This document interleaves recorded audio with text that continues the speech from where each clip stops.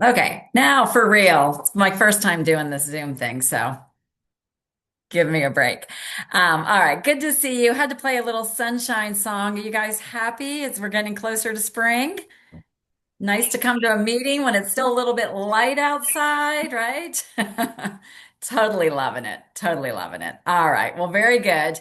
Um, Tonight, I thought we would continue the conversation about transition and optimization, or as we know it, refine and renew in our new language.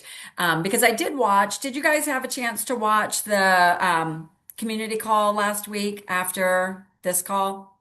Some did, some didn't. The Smithsons did it. I thought they did a really great job, especially working with mindset of not being like on program, off program, and really setting the mindset of what is it we're doing long term. The habits of eating every 2 to 3 hours, balanced proteins, carbs, all of the things. But I think some of us get tripped up and just blink at me if it might be you in terms of how do we actually walk somebody through the stages, the each week of a transition. How do we calculate their TEE? How do we help move them into what we've promised them, that we want to deliver on, is that we are going to equip them to not only be able to reach their targeted healthy weight but also be able to sustain it for life. So one thing that came out of that, I saw that Allison Quillen had posted this, is I think we have a little clarification of our language. So I'm just going to put this up on the screen so you can take a look at it, because some of it wasn't making sense to me. And so when I heard the rephrase, I thought this makes more sense. So when let's see, Frank, can you see my screen? Yes. Okay, let me put it on slide view. All right, so our updated program language, we will get more of this as we get closer to the rebranding. What are we going to call our various programs, et cetera? But for now, our 5-in-1 is really what we're considering the reset.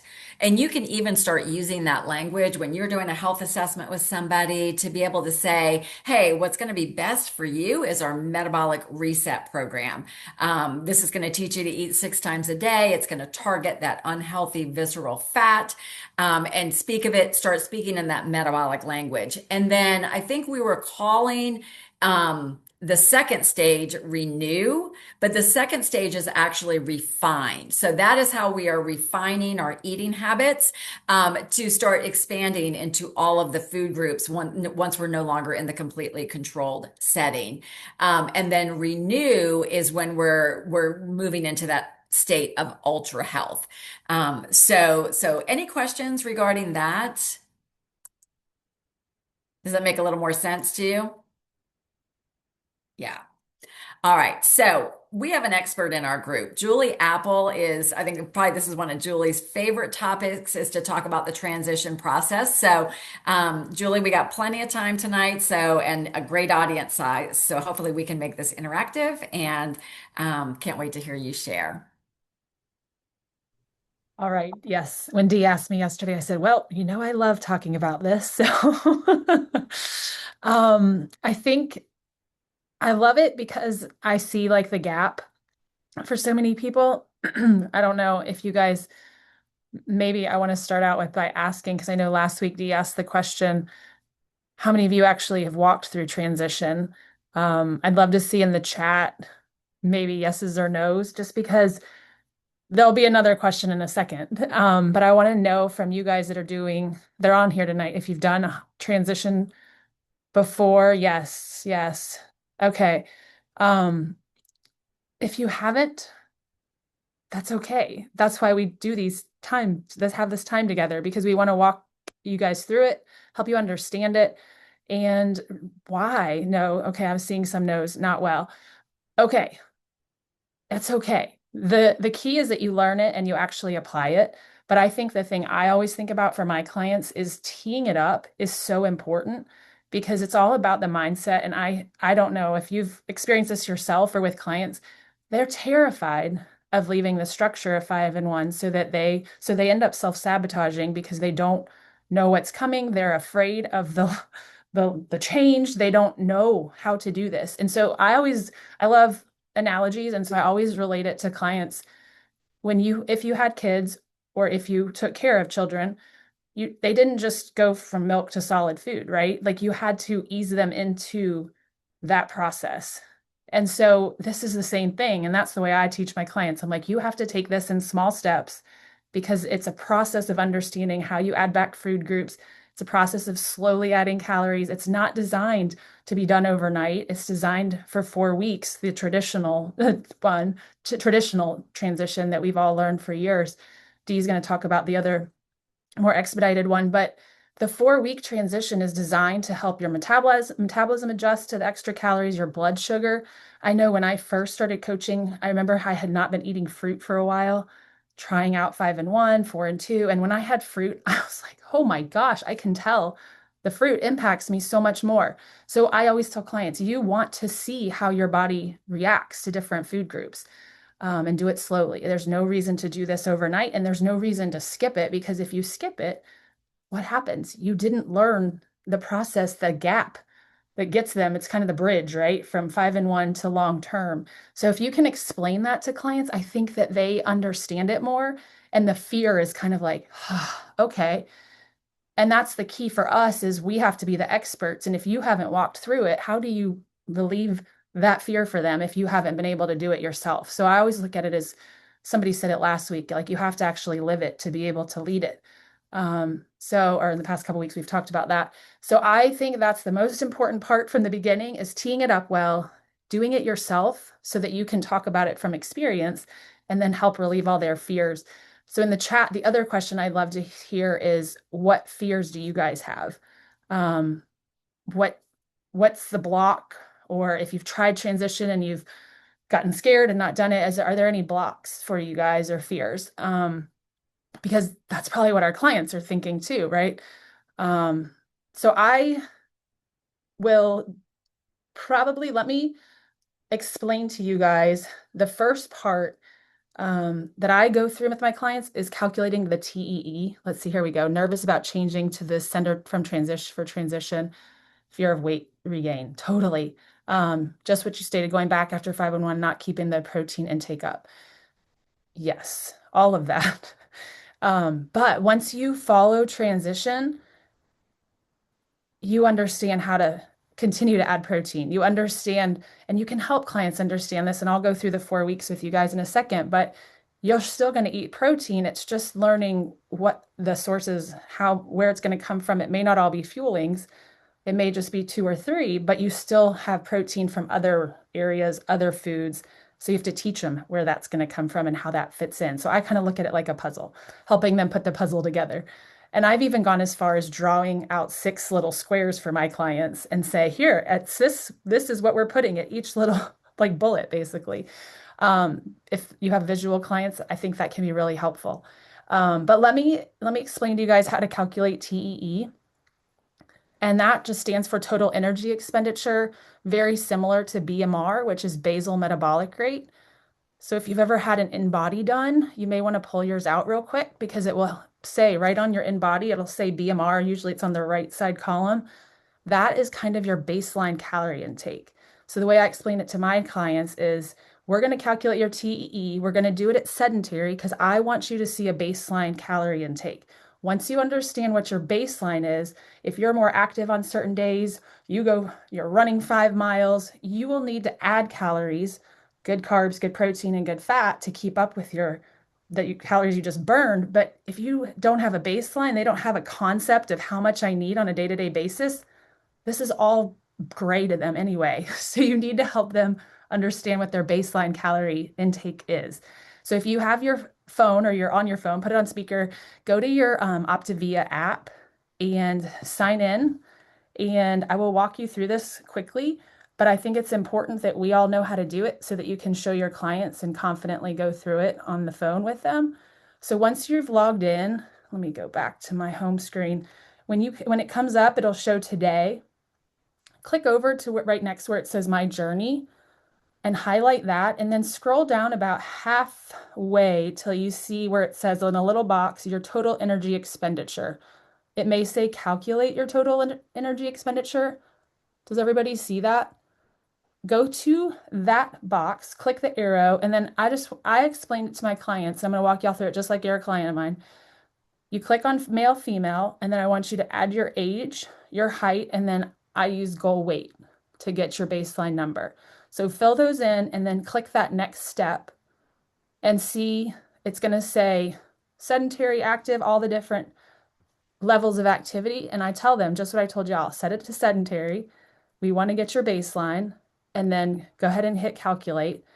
And it will tell you on screen how many calories. So I did mine today just to see what it would say for updated because I haven't done it in a few months. It said 1724.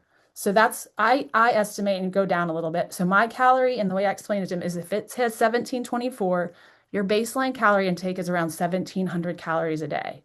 So I know for me, if I stay around 1700 calories, my goal weight, my numbers should be the same roughly. Just give them that peace of mind. Once you know how many calories you're eating a day, that will help you know what you need to stay at.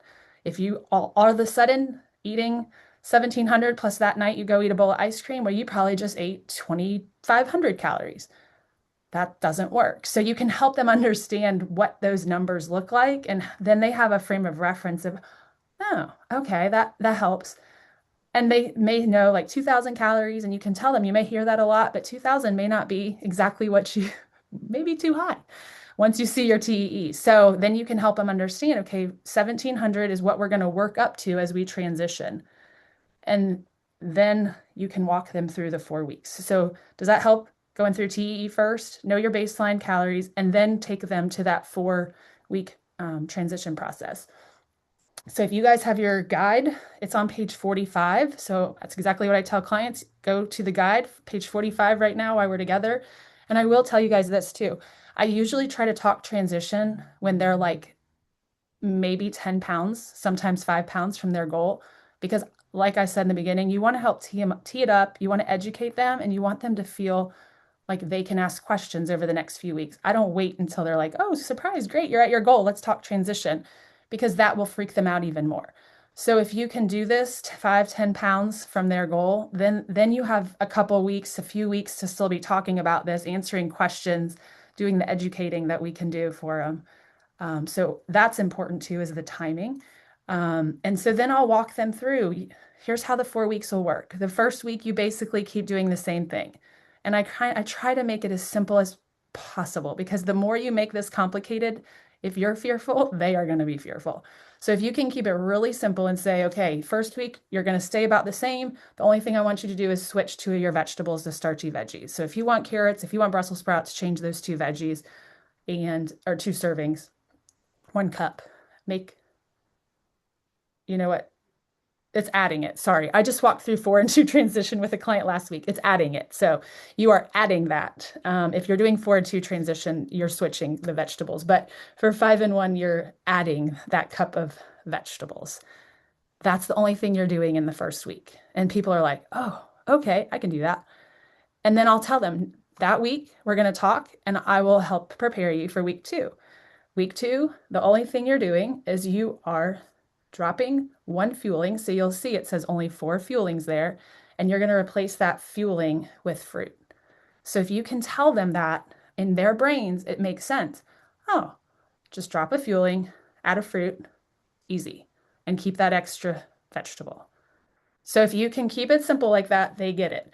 I always tell them the 2 medium pieces of fruit may be a little much. I would stick to like 1 cup. And to your question, do we pair the fruit with the protein? I don't even get that complicated with clients, because once you start trying to make specifics for them, walls go up and they're already terrified. So I would just, you can guide them there later. I think it would be great to pair your carb and your protein together, but I wouldn't stress people out that as you're explaining all this. So you'll have the extra vegetables, you'll switch 1 fueling to a fruit, and keep everything the same. And people are like, okay, I can do that. We're going to talk next week after that, and I'll help you with week 3. But just so you know, for week 3, you're keeping those 4 fuelings, keep the vegetables, add your fruit, or add the vegetables, add your fruit, and you're just going to add some dairy. And it says there 1 cup of low fat or fat-free dairy. I tell them if you don't drink milk, that's totally fine. Add some extra almond milk or some yogurt. Does that sound good? Okay. Last week, we're going to be at around probably like 1,300 calories. By this point, you're going to be at 3 fuelings because you're dropping a fueling the last week. You're going to have that extra vegetables, your extra fruit, the extra dairy. You can see we're adding a bunch of carbs back. You're going to spread them through the day. And the only other thing you're adding is a serving of grain. And I make sure to point out for them that there's these asterisks and it says some examples because otherwise they're like, what, how much grain? So it says right there, like 1 slice of whole grain bread, half a whole grain English muffin. So you can help them understand that's what 1 serving is. And then you can explain to them by the end of that week, you want to be tracking in MyFitnessPal or some tracking app so that they can see where their calories are at by the end of week 4. Most clients are like, oh, I don't want to track. But I tell them if you don't track, you will have no idea how many calories you're eating. And our goal with this process is helping you understand how many calories you've eaten so far when you get to week 4. Because remember, your TE, that 1,700 is what we're working to. So we need to know how much you're eating by week 4. If it's around 1,500 calories, you still need a couple hundred calories. And I tell them there is the pages in Dr. A's book, in the Habits of Health book, and the Life book. I'll tell them those pages to reference to read before we talk next week, help them know where to read. And I share with them that there's like the extra guide that has the 100-calorie snacks. So we'll help them get there. So they know, okay, if I'm eating 1,500 calories by the end of week 4, I need to pick a couple hundred more calorie snacks to add in my day to get to that TEE. And then that way, by the end of week 4, they are moving right along, not scared. They know how to do this. They're eating 3 fuelings and then those extra carbs that we've added. And they can fit those in when best, but we definitely want to make sure they're still eating every 2 to 3 hours. So I tell them keep the same schedule, eat within an hour of getting up, eat every 2 to 3 hours. You just figure out in your day, put the puzzle together when you're going to eat each of those additional things, your 3 fuelings. And I explain to them they may break up their protein a little differently. That can be something you help with. What's the last step? Like refining and renewing as they keep going, because they may also, it says in here on week 4, you can add in a lean meat. So a lot of guys like Frank, your TE is probably like 2,200 or something. So guys have a lot more calories to add. So they may need to add that extra 4 to 6 ounces of protein. So you can help them understand. You may break up and have at lunch only have 3 ounces at lunch, 3 ounces at dinner. You may need to have 5 ounces, but help them understand where they need to put that to get enough protein each day. But that's why I tell them too, you want to make sure you're tracking so that you know where your calories are, you know where your carbs and your protein are coming in. So the tracking is essential. And I tell them you won't do this forever. And when Dee and I were talking about this, like my days now, I just know what to eat and I try to keep it really simple. I know where protein comes from. I know where my fruits and veggies are going to fit in. And I kind of just choose from the same foods all the time. I rotate it, but I generally know what I need to eat to keep my calories where they need to be because I've learned this. And I know if I want to have some chocolate, it's okay because I know it's going to bump my calories that day, but I worked out, I'm going to be okay. So there's like this freedom and peace of mind. And I always tell clients, I'm like, that's the goal. I want you guys to have freedom and understand how to do this and feel like I can eat some junk food one day because I'm okay. I know how to manage my calories, but if they haven't learned this, it's all terrifying. And then they feel like I can't eat fruit. I can't have sugar. I can't do any of this because I don't know what I'm doing. So you want to make sure to help them understand how to calculate and track. So I would definitely encourage making sure your clients are tracking through this process. And okay, what I ate today. Dee mentioned what we ate. So my breakfast this morning, I made my daughter and I oatmeal. So I had a small bowl of oatmeal. I used like raw oats, organic oats, mixed it with some almond milk and put some honey. That was part of my breakfast. And then I think I had 1 hard-boiled egg and Lily had 1 hard-boiled egg. So we pretty much eat the same thing. So oatmeal and a hard-boiled egg. And then I had a kiwi with part of my breakfast. or that was part of my breakfast. And then my morning snack, I usually have an Optavia bar, or sometimes I have a different bar depending on what I have at home. But this morning I had chocolate mint bar. Then at lunch, I had a Two Good yogurt with like a spoonful of granola in it, organic cashew granola. This afternoon, my snack was a cheese stick before I went to work out. I worked out, came home, and had a mixed green salad with some goat cheese, a few almonds, and what else? Another hard-boiled egg on there. And I put some fig balsamic on there. So that was my dinner. But I'll probably be hungry as soon as we finish this call because it wasn't that much protein. And I'll go have like a chocolate pudding, one of the Optavia chocolate puddings that I'll have after this. So in my day, I usually have around two fuelings or some sort of fast snacks. And then I always eat breakfast, always eat lunch, always eat dinner. And is there one more snack in there? An afternoon snack. That's usually like cheese stick or apple with peanut butter, something like that, that fills me up if I'm going to work out. So that's kind of how my day looks. And the only other thing I'll say is I send an email. After I go through all this with clients, I have an email that I put together that recaps all of this. It walks through where to find the pages in the books, in both books, to read this. And I tell them, I'll send you an email as soon as we hang up, or this evening, I'll send you an email. I want you to read the pages in both books so that you can start understanding all this. And then we have a few weeks to be talking through it. And I'll tell them, well, we've calculated your TE. Everything will be in that email, and then you can reference it. And they're like, okay. So hopefully by then you've educated them, given them some peace of mind, and then you reinforce it with an email that lays it out for them. So I hope that helps. That was so good, Julie. In the comments, Lori Schlegel had asked, it's a little confusing once you go through the 4 week transition. How do we then, let's say we have an individual who has 1900, 2000. What do they fill that gap with? What does that look like?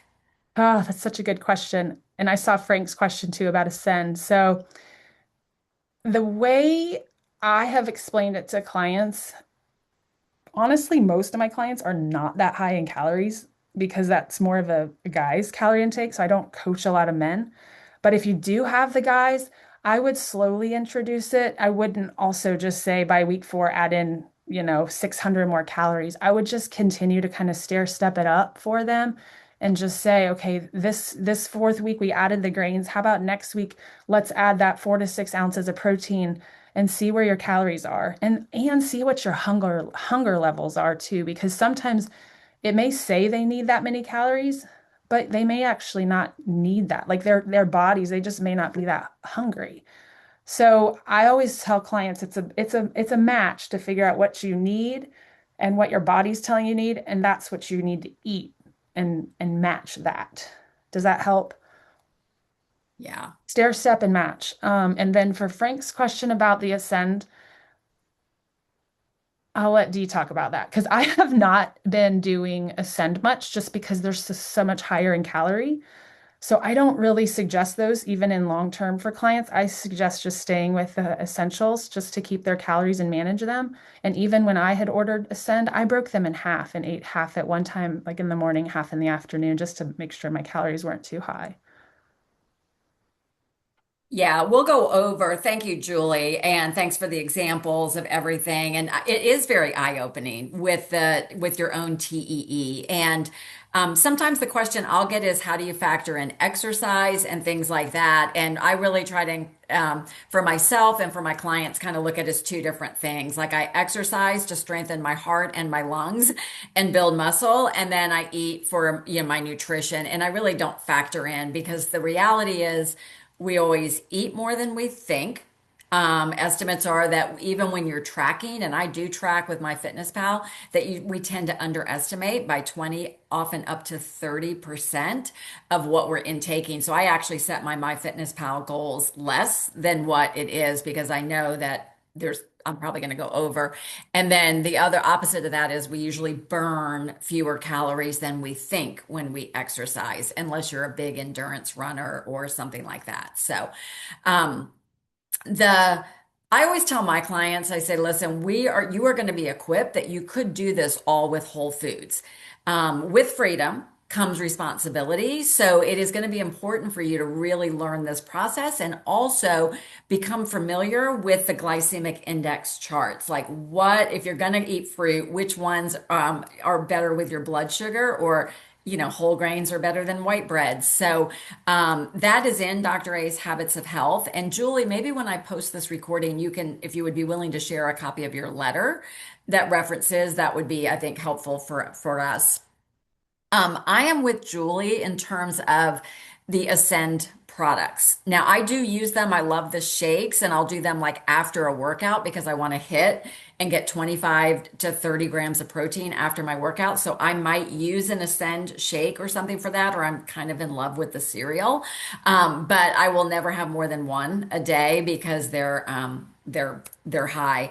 And in the same vein with clients, I also say with the freedom comes responsibility is you've just got to know yourself. Will you cut, chop, and prepare foods for 5 to 6 times a day, or would having something grab and go like a fueling or half of an Ascend bar, et cetera, would that make your life easier? And then most of my clients transition with using the fuelings, and that's best for them long term. And the transition is really designed to be a combination of both. The Ascend products were really developed in combination with our partnering with people on GLP-1s, that they're high protein, dense nutrition, so that because their hunger level is so suppressed that you can pack in a higher punch. But it was determined they could be used for the transition process, and feedback had been that some clients did not want to go through a 4-week process, that they wanted it expedited. So this is, if you just search Optavia Transition Guide, you can find this in Coach Answers. And there's also sample meal plans back there too that incorporate the Ascend products or the regular fuelings, which is great. But the transition with Ascend, Julie, can you see the transition and optimization chart? Okay. It is a 3-week course where we're doing the same things. We're going to calculate where their TEE is, and then we're just going to jump a little bit. We're still stair stepping about 100 to 200 calories a week. It's just going faster. So that very first week, instead of doing what Julie was saying, where you just add in, you're getting your calories from extra vegetables. This one, they're just swapping out one regular fueling for one Ascend fueling. And then they're still doing 4 other fuelings, 1 mini meal, which is an Ascend, and 1 lean and green. So that's their first week. We're just bumping those 100 calories by introducing them to the Ascend products. The second week, dropping fuelings, this is the essential fuelings, down to 2, upping Ascend to 2 a day, and then 1 lean and green, and then they can have 1 extra serving of a healthy exchange, which is it can be anything. They could make it fruit, they could do a half a cup of quinoa, they could do whatever they want it to be.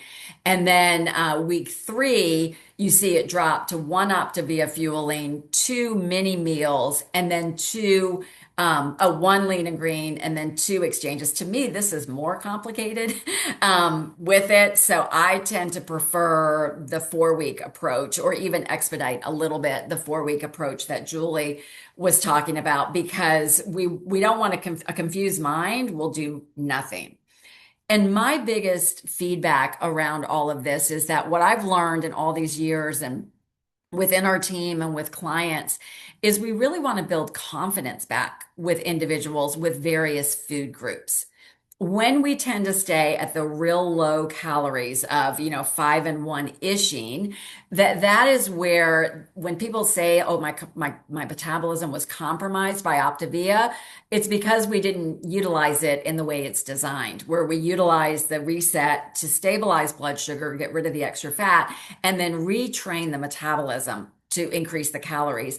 And honestly, it took me a minute to get to this. And honestly, I'm shorter than Julie, but I can honestly sustain 1,900 to 2,000 calories a day, and maintain my weight. And that shocked me. I was scared to death of it. I didn't jump to it, but I actually found my energy level went way up. My workouts got better. I built more muscle, etc. when I allowed myself and didn't have the fear of the food groups. But it takes practice to get the hang of it. Right now, I'm eating all food groups, but operating in a deficit because I'm working on body fat composition. So I eat about 1,500 calories a day. So my day today, I started with, and you got to factor in everything, the half and half with your coffee, everything adds up. And that's where I find my fats will go over. But I'm usually aiming for about 120 grams of protein a day, 120 to 130 grams of carbs a day, and then making up the balance with fat. So I had two Optavia fuelings today. I had one before my workout, hot cocoa in my coffee, went to work out, came home. I make like a grand slam breakfast. So I had eggs, turkey sausage, blackberries, and sourdough toast with butter. And then like this is in a deficit, like just to show you, you can do that. Then later in the day, I had another fueling. I had an Optavia, chocolate chip waffle. And then later in the day, I had two good culture cottage cheese with raspberries. And then my dinner was a taco salad. And that leaves me room for my pudding. And I will probably have 3 tablespoons of Ready Whip because I tend to go a little crazy on that. But I track it and factor it all in. So, and that has been liberating for me to allow myself. So that's what Julie was saying. Like, walk through it yourself. When you gain the confidence, you'll find that your clients will reflect the energy and mindset around this that you have adopted. So, any other questions, Julie? Did I miss anything in the chat? Anything coming up? Carol, do you want to ask what Carol's Calculating question? macros Oh, after transition. So do we want to take a couple more minutes or do a part two to this? Because there's definitely there's a science behind that too. And um nutrition support had given us that, the breakdown. It's around 40% carbs, 40% protein, 20% fat when you're losing and for weight loss. But I tend to keep it that way for my clients, especially if they're working out. Is that the same for you, Dee? yeah, for balancing it. Yeah, I tend to keep it balanced for maintenance as well. So 40, 40, 20. That's what I 40, remember 40, I told 20. them. Yeah. And then as we're wrapping up, you guys, on the second Thursday of every month, there is an Ascend talk. This is like a TED talk. Let me go back and show you guys real quick. Just wanted to encourage you. The way I learned as I was growing up in Optavia was to learn from other leaders and what they were doing. I would hear language, ideas, etc. So I think these occasional times that we have times that we can learn from somebody else is a good thing. But this Thursday at 2 p.m., and they are recorded if you can't be there, this is the topic of the week, which is connecting with people, keeping it simple, and then, but still working with urgency. And these are Brittany Bradley and Lonnie Roberts, two really growing coaches. So they're going to be great to learn from. And then lastly, boy, interest is picking up fast on this next metabolic reset that's coming up on, it starts a week from Monday. So we tend to double and triple registrations as we're heading into, as we get closer and closer based on our sharing of this. But I'm finding I'm putting it in our existing group, and every time I post about it, 3 to 4 more people sign up for it. So I will post the spreadsheet to that so you guys can see if it's any of your clients that are signing up so that you can best support them and walk them through the metabolic process. So, all right. I hope you guys found this very helpful tonight. Julie, thanks for laying it out with us. As we grow as coaches, as 3.0 coaches, we're just going to develop stronger and stronger clients through the process. So appreciate every one of you guys, and I'll see you during the week in the Facebook group. Bye.